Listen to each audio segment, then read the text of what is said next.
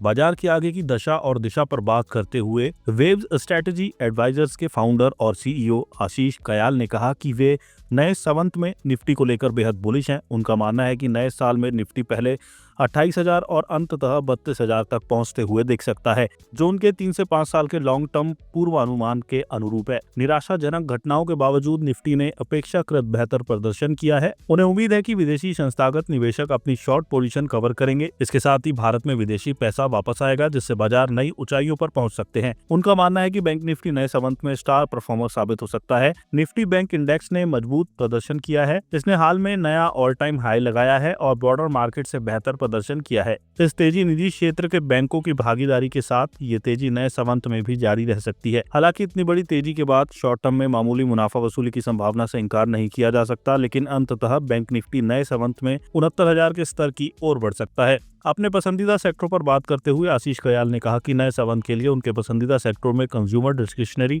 Financial और IT sector शामिल हैं। उन्होंने आगे कहा कि अब तक पिछड़ा रहा आईटी सेक्टर अब धीरे धीरे अपनी पकड़ बनाना शुरू कर देगा। हालांकि इन सेक्टरों में कोई भी दाव लगाने से पहले अगले कुछ हफ्तों तक कीमतों में होने वाले उतार चढ़ाव पर नजर रखनी जरूरी रहेगी। मिड कैप और स्मॉल कैप सेक्टरों पर बात करते हुए आशीष कयाल ने कहा कि मिड कैप 100 पर पैनी नजर रहनी चाहिए, क्योंकि संवत 2082 में इसमें बढ़त जारी रहने की अच्छी उम्मीद है। वीकली चार्ट पर इसने एक inverse head and shoulder pattern बनाया है। 59,960 से ऊपर का ब्रेक इस पैटर्न के टूटने की पुष्टि कर सकता है और उसके बाद राइट शोल्डर लेंथ के अनुसार इसका पहला टारगेट 64,600 के स्तर के करीब दिख रहा है। इस बात को ध्यान में रखें कि आमतौर पर रैली की शुरुआत में हम लार्ज कैप शेयरों का अच्छा प्रदर्शन देखते हैं, लेकिन अंततः मिड कैप और स्मॉल कैप शेयर भी अच्छी गति पकड़ने लगते हैं।